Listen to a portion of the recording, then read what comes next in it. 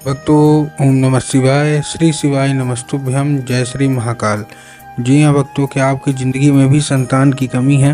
आप लोग बहुत ज़्यादा परेशान हो कि आखिरकार हमारे जीवन में जो संतान है वो क्यों नहीं हो रही है। आपको समझ में भी नहीं आता कि आखिर ऐसा क्या हो गया जिसके कारण आपकी ज़िंदगी में संतान की प्राप्ति नहीं हो पा रही है। तो आपको भी परेशान होने की बिल्कुल भी आवश्यकता नहीं है। आज जो मैं आपको उपाय बताने वाला हूँ, अगर केवल और केवल उतना ही आपने कर लिया तो अवश्य रूप से आपकी ज़िंदगी में जो भी संतान की कमी है ना, वो दूर होगी ही होगी।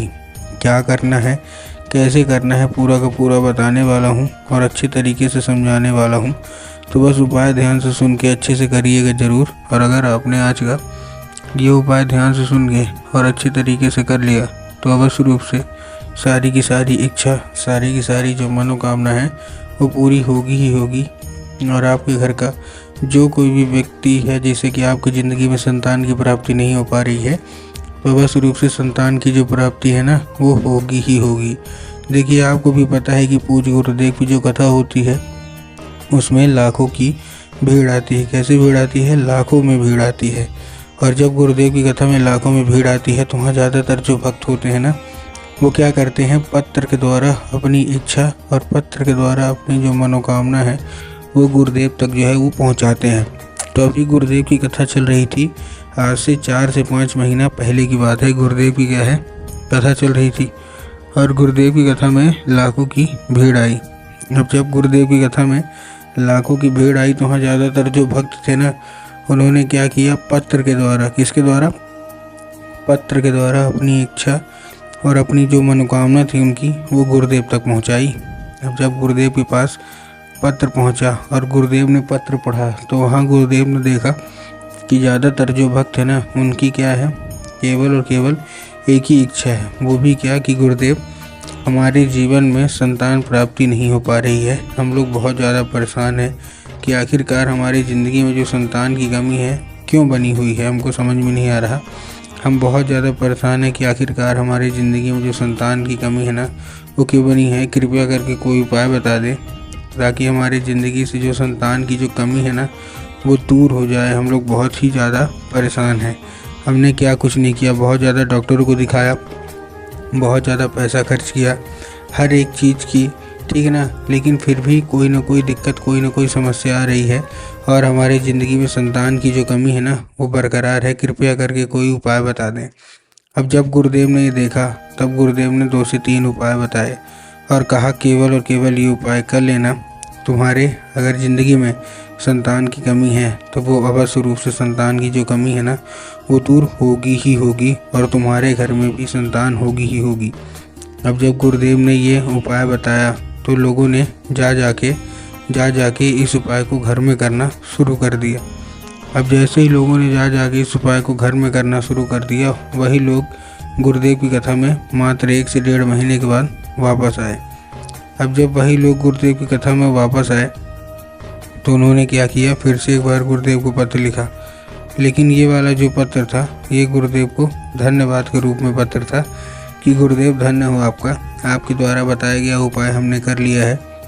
हमारी सारी की सारी इच्छा और सारी की सारी जो मनोकामना है ना, वो पूरी हो गई है और ये केवल और केवल आपके द्वारा बताए गए उपाय के कारण ही हुआ है। आपका कोटि कोटि धन्यवाद। आपने जो हमको उपाय बताया था वो हमने कर लिया है और अब डॉक्टर ने कहा है कि आपकी ज़िंदगी में जल्द से जल्द संतान की जो प्राप्ति है वो होगा ही होगा। गुरुदेव आपका कोटि कोटि धन्यवाद।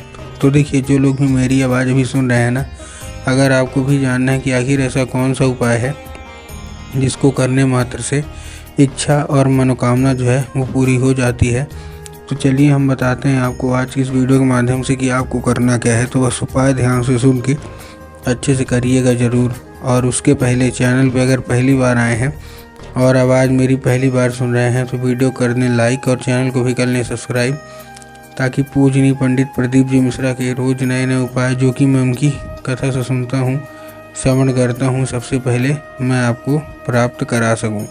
तो देखिए, जो हमारा सबसे पहला उपाय है, इस उपाय में आपको क्या करना है, एक नारियल लेना है और एक नारियल लेने के बाद आपको और क्या करना है, एक नारियल जैसे आपने ले लिया, एक नारियल लेने के बाद आपको एक सफ़ेद कपड़ा चाहिए। अब नारियल में बहुत सारे लोगों के मन में कन्फ्यूजन आता है कि नारियल कौन सी नारियल लेनी है, क्या हमको कच्ची नारियल लेनी है, क्या हमको पकी नारियल लेनी है, हमको थोड़ा साफ साफ बताइए। तब गुरुदेव ने बताया कि आपको क्या लेनी है, आपको पकी नारियल लेनी है, जो जटा वाली नारियल होती है ना, वैसे ही आपको क्या है नारियल ले लेनी है। ठीक, ले लिया नारियल। नारियल लेने के बाद आपको और क्या करना है, जैसे आपने नारियल लिया, एक सफ़ेद कपड़ा ले लीजिए। और जब सफ़ेद कपड़ा आप लोग ले लेंगे, सफ़ेद कपड़ा लेने के बाद और क्या करना है, वो जो नारियल है उसमें थोड़ा सा लाल चंदन भी आपको लगा देना है। ठीक, तो थोड़ा सा आपने लाल चंदन लगाया, थोड़ा सा लाल चंदन और लगाने के बाद आपको और क्या करना है, जैसे ही आपने लगाया, लगाने के बाद आपको क्या करना है, उसको अच्छे तरीके से उस सफ़ेद वाले कपड़े में अच्छे तरीके से आपको बांध लेना है। ठीक, बांध लिया। अब बांधने के बाद आपको और क्या करना है, जैसे आपने बांधा, बांधने के बाद उसको अच्छे तरीके से जितनी भी महिलाएं हैं लेके उसको पहुंच जाइए कहाँ, सीधा सीधा शिव मंदिर। अब जैसे आप शिव मंदिर पहुंचेंगे, शिव मंदिर पहुंचने के बाद आपको और क्या करना है, आपको दक्षिण दिशा में खड़े होना है और उत्तर की ओर अपना चेहरा कर लेना है। अब देखिए, दक्षिण और उत्तर में ना बहुत सारे लोग कंफ्यूज भी होते हैं कि दक्षिण क्या है, उत्तर क्या है, हमको थोड़ा साफ साफ बताओ। तब गुरुदेव ने साफ साफ बताया है कि आप जिस भी शिव मंदिर जा रहे हैं, उस शिव मंदिर का जिधर साइड जलाधारी होगा, आपको अपना चेहरा उधर साइड करके खड़े हो जाना है। ठीक, खड़े हो गए। खड़े होने के बाद आपको क्या करना है, एक नाम लेके, कौन सा, महादेव का बहुत ही सुंदर सा नाम है, श्रम्भेश्वर महादेव। तो आपको करना क्या है, आपको श्रम्भेश्वर महादेव का नाम लेके और उन्हीं का स्मरण करके आपको चुपचाप क्या कर देना है, आपको अर्पित कर देना है बस। पूज्य गुरुदेव कहते हैं कि अगर आपने श्रम्भेश्वर महादेव का ये उपाय कर लिया तो अवश्य रूप से सारी की सारी इच्छा और मनोकामना जो है वो पूरी होगी ही होगी। ठीक, ये तो था हमारा कौन सा, ये था हमारा पहला उपाय। अब हम चलते हैं अपने दूसरे उपाय की ओर। अब देखिए, जो हमारा दूसरा उपाय है, इस उपाय में आपको करना क्या है, आपको जितनी भी महिलाएं हैं, आपको सफ़ेद आकड़ी की जो है तो जड़ लेना है। ठीक, सफ़ेद आकड़ी की जड़ लेने के बाद आपको करना क्या है, जैसे आप सफ़ेद आकड़ी की जड़ लेंगे, सफ़ेद आकड़ी की जड़ लेने के साथ साथ आपको एक लाल धागा चाहिए। ध्यान रखिएगा, सफ़ेद आकड़ी का फूल भूल के भी मत लीजिएगा, सफ़ेद आकड़ी की जो है तो जड़ लेना है। ठीक, ले लिया। अब लेने के बाद आपको क्या करना है कि लाल धागा लेना है, जो हम लोग कलावा में हाथ में बांधते हैं, वैसा धागा चल जाएगा।